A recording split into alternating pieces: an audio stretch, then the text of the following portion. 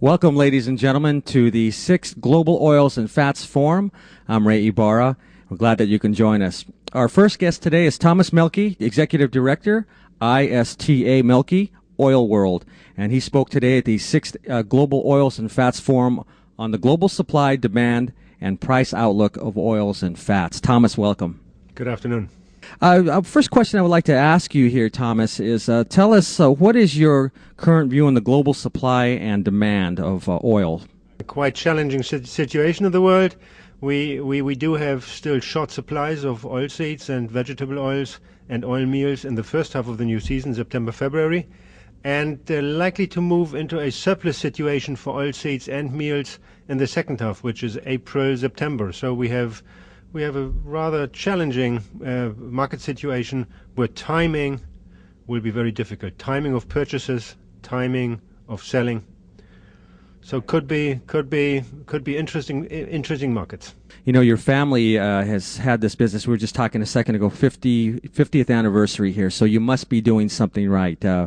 Long history, a great tradition here of predicting this type of a very, very volatile market at times, is it not? Oh yeah, that's very volatile market. Now we are happy that we have sources all over the world, approximately 600 sources. So we get a lot of support from the individual countries, and we have 100 subscribers all over the world, and we do independent global supply demand analysis, price forecasting. It's a great challenge for us, yes. Must be, yeah. So in terms of price outlook, for our viewing audience, can you define what price outlook is for them, for those that don't really know anything about that? Well, we are looking at the fundamentals.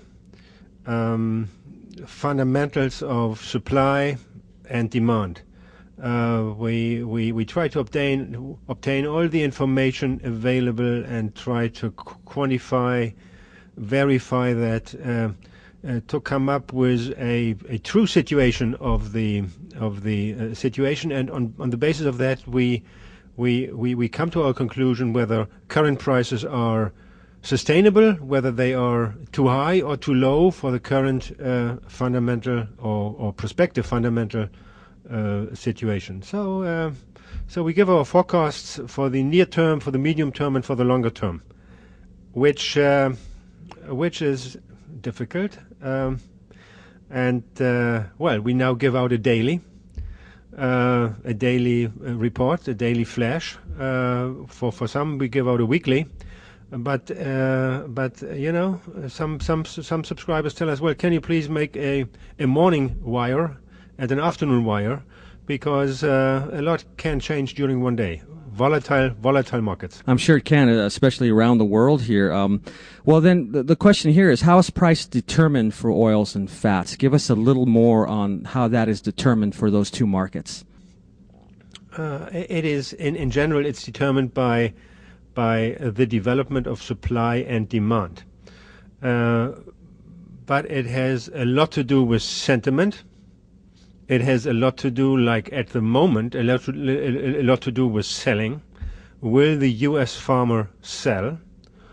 Because the U.S. is the only store in town at the moment, because South America is largely sold out because of the drought-reduced crop earlier this year. So farmers may be in a position in the U.S. saying, well, we are going to be reserved sellers.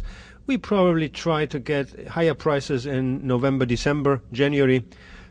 So this magnitude of farmer selling at the moment is a very important variable for price forecasting. We may have a large supply on paper, but a shortage in the physical market.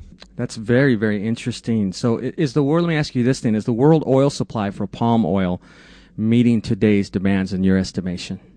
It's meeting today's demand, yes, but at the expense of stocks. At the moment, stocks of palm oil in Malaysia and Indonesia are relatively low compared to consumption levels. And this was a result of strong demand we had from India, from China, from other countries, from Europe, high import demand. while production development stayed behind expectations. So yes, it meets demand at the moment, but stocks are relatively low, and it's very clear the world needs further considerable growth in palm oil production, which we estimate to at about 2.6, 2.8 million ton growth in palm oil production on average per annum for the next 5 years to meet world requirements. We need more investment in expansion in Southeast Asia, but also South America and elsewhere. We need more investment in infrastructure, port facilities, storage, transportation, to meet future demand, which is going to be or going to expand at a relatively high rate of, in total, for all oils and fats, of probably 5 to 6 million tons per annum for food and also for biofuel. This biofuel part of the demand is a growing portion now. Right. That's definitely something that I know that in the Obama administration, they're exploring new ways of having new energy for here in America versus prior administrations. Has that helped the cause any in your estimation? Creating additional demand for the biofuel sector has had the result of in general raising the prices over the past 5 years, which was of course to the benefit of farmers. But there is a risk, and the risk is that if biofuel demand is promoted with mandates like we have in Europe or in Brazil or in other countries, if there is mandated usage independent of price, it could create price rallies, sharp price increases for the food sector in periods of short supply. So what we actually need, if we continue to promote biofuels, we should do it carefully, and we should try to use some built-in stabilizers that if we are running into a shortage because of weather problems and prices rise, the mandates should react to the tighter situation so that biofuel use is reduced and some of the rationing takes place in biofuel use and not only in food use. So it's a very delicate problem which has to be solved by policymakers, that they don't overreact and don't expect too much of the market on the biofuel side. Absolutely. Okay. Wonderful. I was going to ask you, one of our last questions here was, how does oil world predict supply and demand along with the world markets? You answered that very, very thoroughly here. So I'll ask you this. You're an expert. Oil world is the authoritative word on these types of industries, on this type of questions that we've asked her in global supply, demand, and price outlook. In your expert opinion, we have a couple of minutes left. Where is the palm oil, where is this biodiesel industry going now and into the future? We will not be able to satisfy our energy requirements with biodiesel. No way.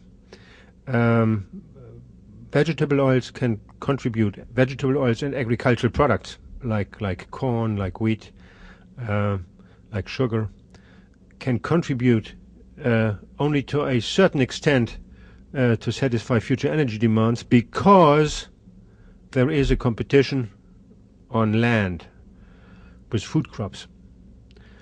And with land resources limited, the potential of future growth, expansion for biofuel is definitely limited. What we have to do when it comes to renewable energy sources, we should look for other sources.